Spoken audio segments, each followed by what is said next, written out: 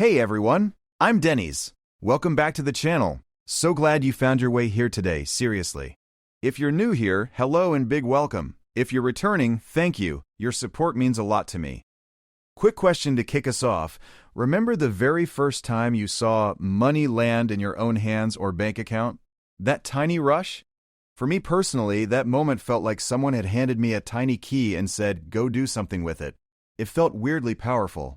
I used to daydream about what that first income would actually let me buy, and honestly, I made some silly choices at first. Today, we're going to dig into that exact moment, the first income, why it matters, how to treat it, and what you should actually do next. Stick around because I'll share stories, mistakes I made, practical moves you can use, and a few mindsets that change everything.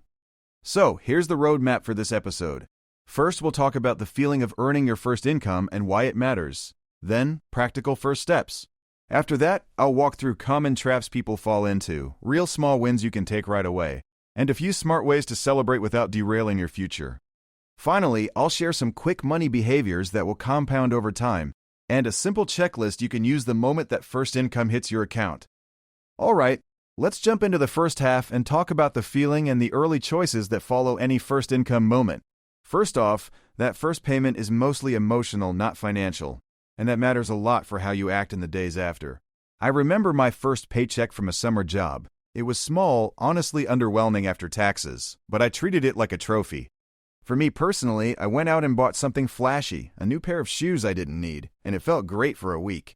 But then reality hit. The shoes didn't make life better, and I forgot the bigger lesson about where my money could go to grow for me. That's such a common path: emotional reward first, long-term thinking later. Right.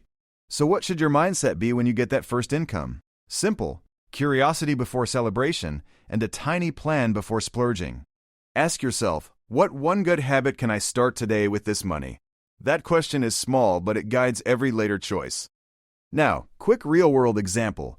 A friend of mine got his first freelance payment and he split it into 3 parts, right away: essentials, saving, and one small reward.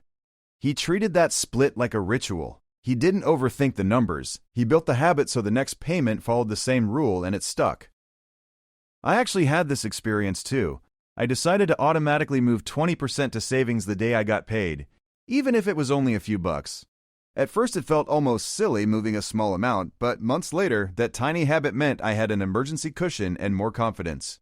Here's a basic split you can copy: 50% essentials, 30% goals or savings, 20% for learning or reward. Modify it to fit your life. Some of you will say, but Denny's, I can't do 50, 30, 20 right away. Yeah, fair point. Start with something tiny and build it up. Make the habit frictionless. Set an automatic transfer or move whatever you can manually the moment you get paid. Now let's talk taxes and paperwork quickly, because I wish someone had told me to expect this on day one. Depending on how you earn, some of that income might not be yours to keep until taxes are handled, or you might have deductions to consider. When I first freelanced, I forgot to set money aside for taxes and then had a stressful bill later. It taught me discipline the expensive way. Practical example: if you're freelancing, treat about 20 to 30% of your income as a tax reserve until you know your local rules. If you're on payroll, check your pay stub, figure out how much left you actually get after deductions, and plan from that net amount. Okay, small tangent. Remember, celebrating matters, it's healthy, but celebration doesn't mean blowing the whole first check on one thing. A tiny celebration could be a modest dinner with friends or buying something meaningful that doesn't erase your savings plan. Right, that balance between feeling good now and building a stronger future later is the core idea here. Let's do a quick mini dialogue style check. Question: what's the smartest first move with your first income? Answer: build habit. Set aside tax, reward yourself small. Question: should you invest your first dollars right away? Answer: maybe, but only after you have a tiny emergency buffer and you understand the fees. Those short Q&A moments are where people get clarity fast. I like keeping decisions simple in the beginning. Now I want to highlight a few mistakes people make with their first income, because learning from others' errors saves time and stress. Mistake 1: treating that income like it's infinite. It's tempting to spend more because you finally see cash coming in, but reality is monthly consistency matters. I fell into that trap. I upgraded subscriptions and clothes and then felt squeezed when the next month was leaner than expected. Mistake 2. Ignoring small wins. People think if they can't save a lot, it's not worth starting. Wrong. Small wins compound like crazy if you keep them. Take this example, saving a small fixed dollar amount every month eventually totals something meaningful and trains your brain to save. Mistake 3. Not tracking where money goes. If you don't know your spending leaks, your first income will evaporate without any obvious reason. Tracking doesn't mean journaling forever. Use one simple app or a spreadsheet for a couple months and you'll spot the leaks fast. Now a quick fun aside. I once tried to be ultra frugal the week after my first paycheck and ended up buying 2 silly things online because I was deprived. That taught me something else. Behavior matters more than rules, and rigid bans often backfire with impulsive spending later. Okay, before we move to the next big section, I want you to answer something for yourself. Where would your first income make the most positive change right now? Do you need a small emergency cushion, a tool to make more money, a course to upskill, or a real treat after working hard? Think about that for a second because your answer is the starting point for any plan you create with that first income. All right, now we're going to pause for a moment and I want to hear from you in the comments. Which path feels right for you after your first income? Drop it in the comments, we always read them, and I genuinely love seeing your stories about small wins and early mistakes. If you're finding this useful, a like really helps us reach more people who could use these early money lessons. And hey, if you haven't already, subscribe so you don't miss the weekly episodes where we break this stuff down with real stories. Also, if you know someone about to get their first paycheck or first gig, share this episode with them. Those early moves matter more than they think. Okay, back to the good stuff. Let's dive into the second half and talk about how to turn that first income into momentum for months and years. First, think of your first income as a launch point, not a finish line. It should teach you how to manage the next payment and the next one after that. One practical step that helped me was creating a short list of priorities with money labels: essentials, future, growth, reward. Labeling money makes decisions faster because you already know where each dollar should go the moment it arrives. Concrete example. When I got paid, I immediately moved money to a tools bucket so I could buy software that helped me earn more later. That small move paid off when the software saved me hours and let me take on more work without burning out. Another angle, invest in skills early. Even a modest online course or a few books can increase your earning potential more than a flashy purchase. I used part of my early income to pay for a short class, and the new skill got me a better gig within months, so the ROI was real. Now let's talk about safety nets. Have a tiny emergency fund equal to a week or two of expenses before you obsess over investing. That buffer reduces reactive decisions like selling investments early or taking high-interest loans when something unexpected comes up. Small scenario, if your phone breaks and you have a small fund, you can replace it without panic and without draining your long-term plans. Here's a practical habit. Each time you get paid, write down the single best use of that check and then actually do it within 48 hours. That simple step creates momentum and trains you to make decisions instead of letting them drift into automatic spending. Let me ask myself another quick question and answer it aloud. Should you lend money from that first income to friends? My take: be very careful and only if you can emotionally and financially handle not getting it back. Yeah, that's a good point. Relationships matter more than money, so set boundaries and prefer gifts or small favors until you're stable. Another practical tip: review subscriptions and small recurring costs the week after you get paid because those add up without you noticing.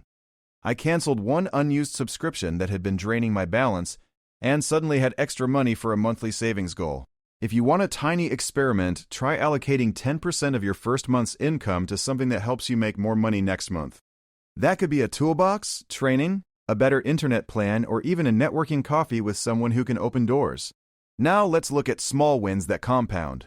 Automating transfers, tracking one habit, and reflecting monthly on progress for 5 minutes.